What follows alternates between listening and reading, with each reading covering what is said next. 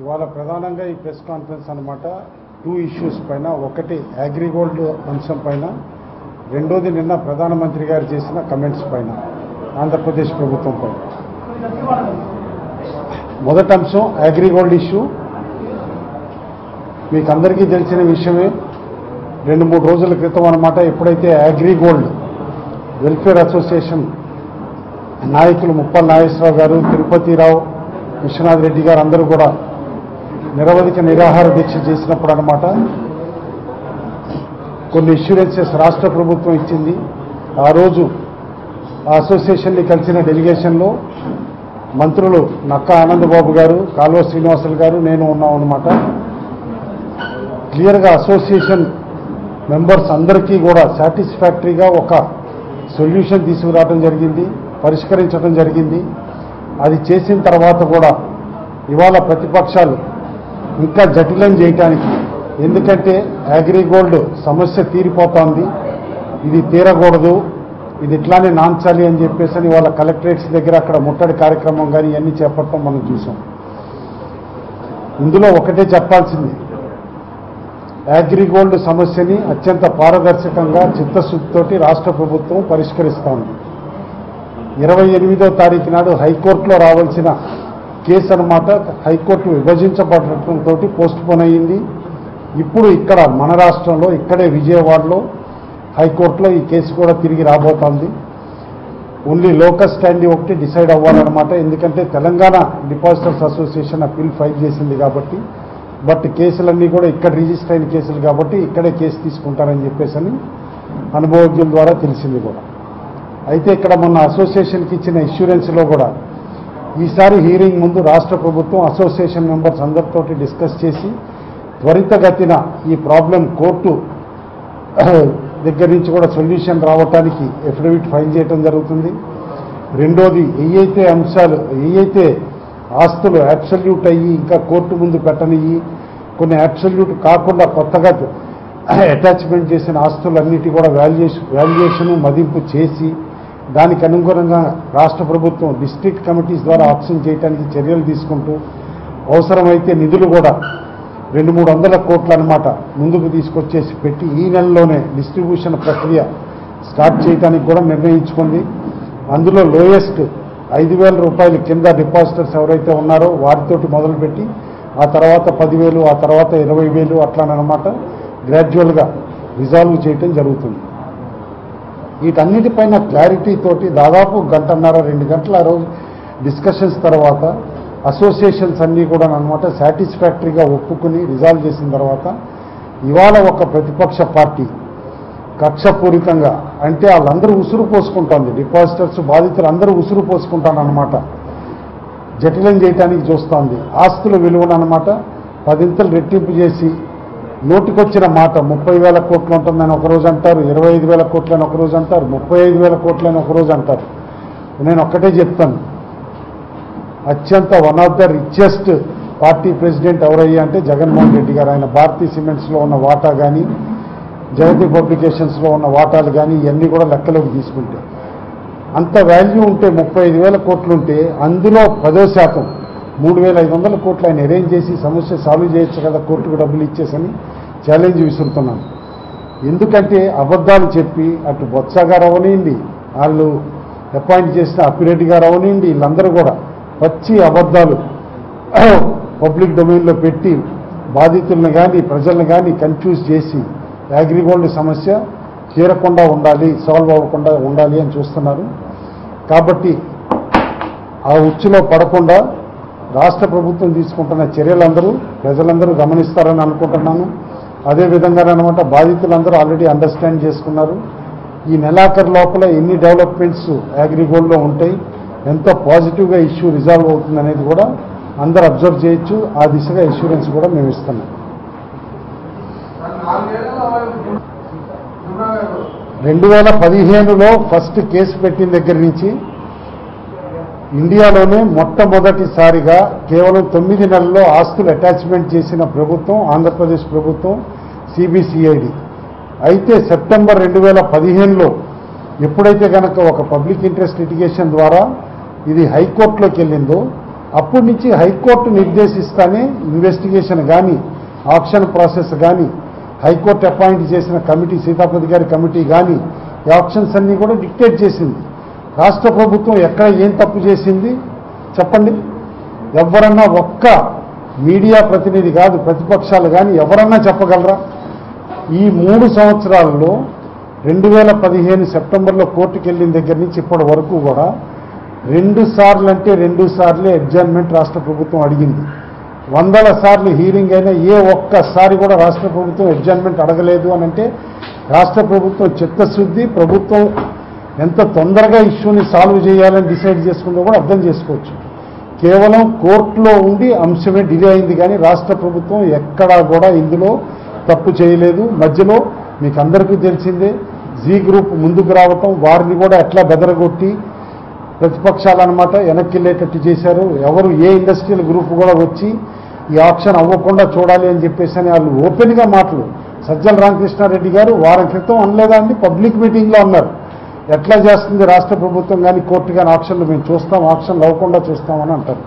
అంటే వాళ్ళకేంటి ఈ సమస్య ఇట్లానే నానుస్తూ ఉండాలి, ఈ సమస్య వలన ఎంతో కొంత ఓట్లు పోతాయి కదా ప్రభుత్వానికి, తెలుగుదేశం పార్టీకి, అందుకని చెప్పేసి సమస్య సాల్వ్ అవ్వకూడదు అనే దిశగానే వాళ్ళ చర్యలు ఉన్నాయి. కానీ ఇవాళ బాధితుల బాధలు అండర్స్టాండ్ చేసుకునే 8 రాష్ట్రాల్లో ఉన్న ఒక్క ఆంధ్రప్రదేశ్ ప్రభుత్వమే ఈ రాష్ట్రంలో ఆత్మహత్యలు చేసుకున్న బాధితులకు కూడా కంపెన్సేషన్ ఇవ్వటం 5 లక్షల వరకు ఉందన్నమాట ఒక్కొక్కరికి. మీరు చూశారు, అదే 140 మందికి పైచిలకు అనమాట ఇవ్వటం కూడా చూశారు. కాబట్టి ఇక్కడ ఒక్క ప్రభుత్వం చిత్తశుద్ధితో చేస్తూ ఉంటే ఈ ప్రభుత్వాన్ని క్వశ్చన్ చేస్తా ఏ కర్ణాటక, తెలంగాణ, ఛత్తీస్గఢ్, తమిళనాడు, మహారాష్ట్ర ఎక్కడున్నా ఎవరిని తూర్పారబట్టరు. కేవలం ఈ ప్రభుత్వం పనిచేస్తుంది కాబట్టి వక్రీకరించడానికి చూస్తున్నారు. ఇది అర్థం చేసుకోమని క్లియర్గా చెప్తున్నా. ఈ సమస్య ఖచ్చితంగా ఈ నెలలో సమసిపోతుంది, సాల్వ్ అయిపోతుంది. అది బాధితులకి సాటిస్ఫాక్షన్గానే అని చెప్పేసి కూడా చెప్తున్నాం. నెక్స్ట్ మోస్ట్ ఇంపార్టెంట్ పాయింట్ అండి, నిన్న సాక్షాత్తు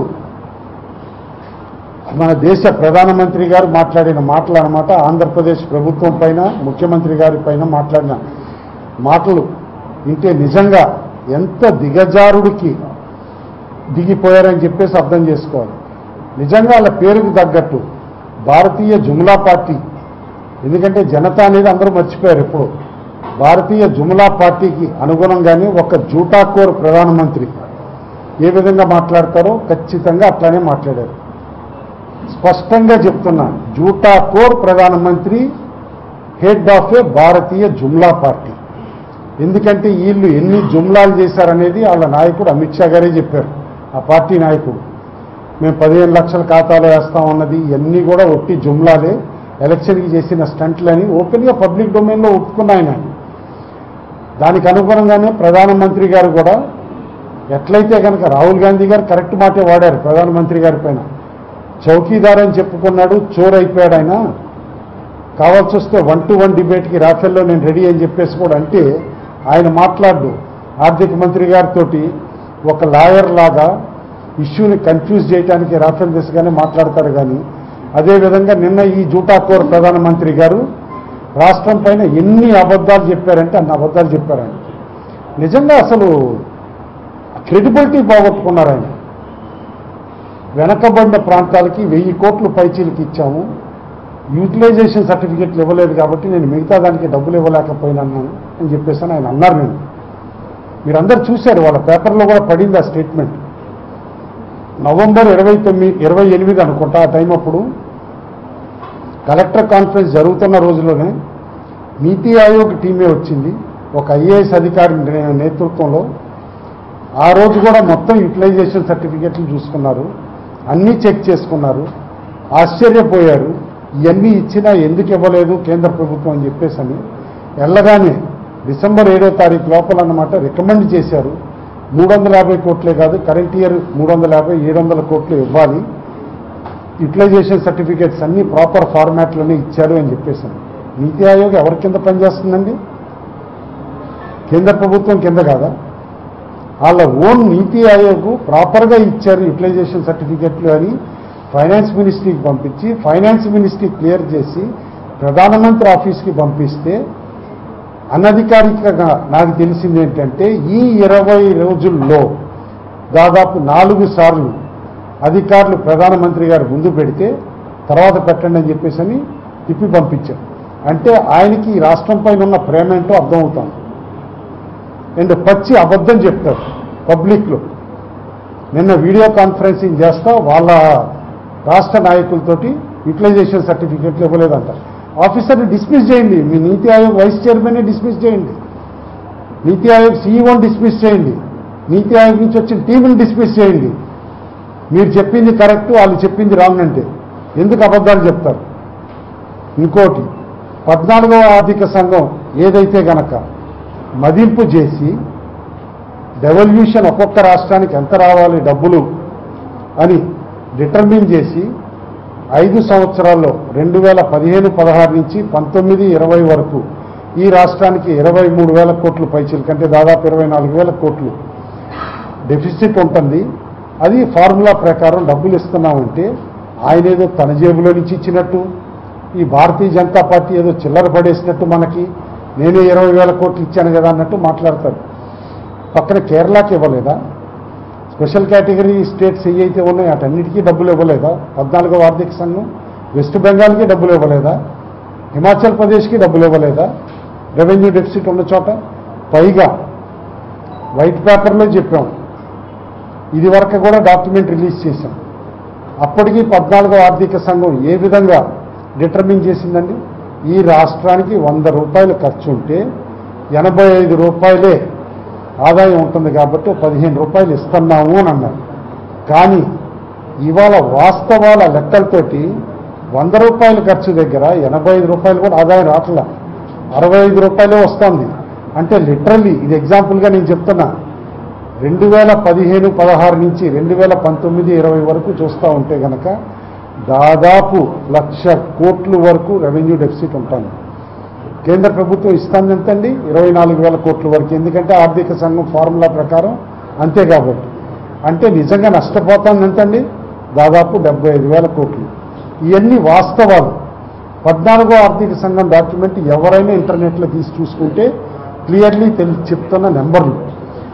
14వ ఆర్థిక సంఘం ఏదైతే రాష్ట్రానికి ఇస్తుందో డబ్బులు అది ఫార్ములా ప్రకారం ఇస్తుందే కాబట్టి కేంద్ర ప్రభుత్వం తన జేబులో నుంచి ఇవ్వట్లేదని అర్థం చేసుకోవాల్సిన అంశం అందరికీ తెలిసింది. ఎంత చౌకబారుగా అహం ఎక్కేసింది, అహంకారపూరితంగా ప్రధానమంత్రి మాట్లాడారంటేనే అర్థం చేసుకోవాలి. నేను అంటే ఇంకా కళ్ళు నెత్తికెక్కేసినాయి. దానికి తగ్గట్టే వారి నాయకులు రాష్ట్ర అధ్యక్షులు మాట్లాడతారు, లయర్, చీటరు, లూటర్ అని. ఎవరండి లయరు, చూటరు, లూటర్సు? బట్టేబాజు నాయకులు కదా వాళ్ళు ఈ మాటలన్నీ మాట్లాడటానికి. ప్రజలు వాస్తవాలు తెలుసుకుని వాళ్ళని చేత్కరించారు. ఒక్కళ్ళన్నా ఒక కార్పొరేటర్ అవ్వగలరా అని అంటాను. నిజాలు బయట పెడితే ఇవాళ ప్రజలకు తెలిసినాయి కాబట్టి నిజాలు తెలుసుకోండి అని చెప్తాను. ఇంకో మాట కూడా అన్నారు ప్రధానమంత్రి గారు, ఇన్స్టిట్యూషన్స్ ఇవి ఇచ్చేసామని. అంటే మీరు ఊరికినే ఇచ్చారండి? విభజన చట్టంలో ఇన్స్టిట్యూషన్స్ మెన్షన్ చేసలేవా? రైల్వే జోన్ మెన్షన్ చేసలేదా? అది ఇచ్చారా? రైల్వే జోన్ ఇచ్చేస్తున్నాం ఇదిగో అని చెప్పేసి ఒక ఎమ్మెల్సీ సీటు తీసుకుని ఆ ఎమ్మెల్సీ ఎన్నిక వాళ్ళ తరఫున పెట్టుకుని ఆ ఎమ్మెల్సీ తోటి వాళ్ళు తిట్టిస్తారు విశాఖపట్నం నుంచి. ఇప్పటి వరకు జోన్ ఇచ్చారా? విశాఖపట్నం జోన్ యాక్ట్లో స్ట్రీట్ ఫార్వర్డ్గా ఉన్న దుగ్గిరాజపట్నం ఇచ్చారా? స్టీల్ ప్లాంట్ ఇచ్చారా? అన్నీ చూస్తాం చేస్తామని నడవడికలు నడిపించి ఒక్కటివ్వరు. ఇన్స్టిట్యూషన్స్ ఏదో బిచ్చం వేసామన్నట్టు కాగితం పైన క్లియరెన్స్ చేసి నిధులు ఎంత ఇచ్చారండి? 800 కోట్ల వరకు తప్పితే దాదాపు 11-12 వేల కోట్లు ఖర్చు అయ్యే ఇన్స్టిట్యూషన్స్కి మీరు 800 కోట్లు విధిలించుకుని కాంపౌండ్ వాల్స్కి కూడా రాష్ట్ర ప్రభుత్వం డబ్బులే వాడితే కూడా మీరు ఎంతవరకు కట్టారే? వాళ్ళు ఒక్క ఇన్స్టిట్యూషన్ అన్నా పూర్తిగా కట్టారా? కేవలం 2 సంవత్సరాల్లో ప్రపంచమే గర్వించదగ్గ ఒక పార్టీ ఆఫీస్ మాత్రం కట్టుకున్నారు ఢిల్లీలో. ఎంత బ్రహ్మాండంగా కట్టుకున్నారు. ఎలక్టోరల్ బాండ్స్ అని ఇష్యూ చేసి గైడ్ లైన్స్ ఎంత వన్ సైడెడ్గా పెట్టుకుని ఇవాళ ఎలక్టోరల్ బాండ్స్ డబ్బులన్నీ ఏ ఒక్క పార్టీకి వచ్చినాయండి? భారతీయ జనతా పార్టీకి కదా.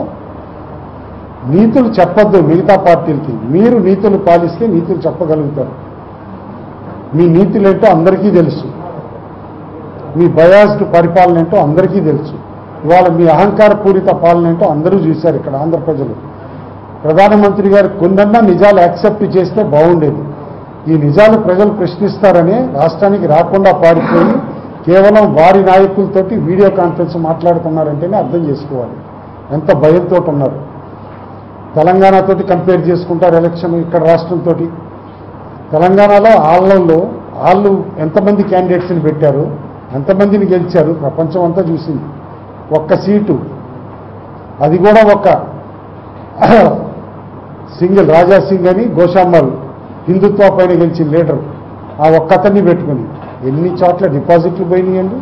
119 చోట్ల పెడితే ఎన్ని చోట్ల నోటా ఓట్లు ఎక్కువ వచ్చినాయి మీకంటే అక్కడ చూసుకున్నారు కదా. ఆంధ్రప్రదేశ్లో అయితే 175 సీట్లలో మీరు క్యాండిడేట్లు పెట్టాలని కోరుకుంటున్నా. 175 సీట్లలో కూడా నోటా కంటే కూడా మీకు తక్కువ సీట్లు వస్తాయని చెప్తున్నాను. ఖచ్చితం అది, జగమెరిగిన సత్యం అది. మీ డిపాజిట్లన్నా బతికించుకోవాలనుకుంటే క్యాండిడేట్లు దొరకకుండా ఉంటే చాలా డబ్బులన్నా మిగులుతాయి మీ పార్టీకి అని నేను అనుకుంటున్నాను. అంతేగాని ఈ అహంకారపూరితంగా ఢిల్లీ నుంచి మాట్లాడిస్తే కుదరదు. ఎన్టీఆర్ గారు చెప్పారు క్లియర్గా, అహంకారాన్ని కానీ అహంభావాన్ని కానీ మేము సహించమని అన్నారు. ఆయన పోరాడింది ఢిల్లీ పైన. ఆ రోజు ఢిల్లీలో కాంగ్రెస్ ఉండొచ్చు, ఇవాళ ఢిల్లీలో ఎవరున్నారండి? భారతీయ జనతా పార్టీ ఉంది. ఆ భారతీయ జనతా పార్టీ అహంకారపూరిత ధోరణి ఆంధ్ర ప్రజలు పట్టించుకోరు. మీరేదో దోస్తు ఇట్లా వర్డ్స్ వాడక్కర్లా హిందీలో. మేము చెప్తాం ఇవాళ ఢిల్లీలో ఉన్న దుష్టు ఎవరండి? భారతీయ జనతా పార్టీని. ప్రత్యేక హోదా ఇస్తానన్న పార్టీ ఎవరు? జాతీయ పార్టీల్లో 2. ఎందుకంటే 2 పార్టీలు కలిసే కదా విభజించింది రాష్ట్రాన్ని. కాంగ్రెస్ ఇటు భారతీయ జనతా పార్టీ కలిసే కదా, రెండింటికి ఈక్వల్గా ఉంది కదా పార్టీ. వాళ్ళ భారతీయ జనతా పార్టీ ఇవ్వనని చెప్పేసింది, దుష్టు భారతీయ జనతా పార్టీ అయిపోయింది. కాంగ్రెస్ పార్టీ అట్లీస్ట్ చెప్తున్నారు. ఈవెన్ తెలంగాణ ఎలక్షన్ అప్పుడు కూడా స్టేజ్ మీద చెప్పారు ఆవిడ సోనియా గాంధీ గారు, స్పెషల్ కేటగిరీ స్టేటస్ ఇస్తాం, one of the first files అని సంతకం చేయడానికి. అలాంటప్పుడు కాంగ్రెస్ తోటి స్నేహపూరితంగా ఉండటం ఏమైనా తప్ప? ఏ పార్టీ అయితే స్పెషల్ కేటగిరీ స్టేటస్ ఇస్తుంది అని అంటారో దానికే ఆ కోalitionతో పాటే తెలుగుదేశం పార్టీ కూడా ఉంటుంది అని అందరికీ తెలిసిన విషయమే. ముఖ్యమంత్రి గారు చెప్పిన ఓపెన్ సీక్రెట్ అది. ఇంకంతకంటే ఏముంటుంది? మీకేమన్నా ఇక్కడ మీ బి టీము సి టీములు ఏవైతే ఉన్నాయో జగన్మోహన్ రెడ్డి గారు కానీ వారితోటి మీరు ఓపెన్గా ఎలయన్స్కి రండి. ముఖ్యమంత్రి గారు చెప్పినట్టు ఇవాళ బీజేపీ, టీఆర్ఎస్, వైఎస్ఆర్సీపీ ఒక ఎలయన్స్ ఫామ్ చేసుకున్నట్టు చేసుకుని ఉండొచ్చు. అదేదో ఓపెన్గానే చెప్పండి అని అంటున్నా, ఏముంది అందులో? కాబట్టి ఇప్పటికైనా కోరుతున్నా భారతీయ జనతా పార్టీ నాయకులు వాస్తవాలు తెలుసుకుని రాష్ట్ర ప్రజలకి శ్రేయస్సు కలిగేలాగా కేంద్రం నుంచి నిధులు వచ్చేలాగా మాట్లాడాలి. కానీ అబద్ధాలు మాట్లాడటం ప్లీజ్ మానండి. మీ జూటాకోర్ ప్రధానమంత్రిని ఇప్పుడు కన్నా సచ్చాకోర్ ప్రధానమంత్రి అవ్వమనండి. మీ గోబెల్స్ అమిత్ షాని అట్లీస్ట్ రియలిస్టిక్ అమిత్ షా అవ్వమనండి. మీ భారతీయ జుమ్లా పార్టీని తిరిగి అట్లీస్ట్ భారతీయ జనతా పార్టీ అవ్వమని చెప్పేసి అనుకోవచ్చు.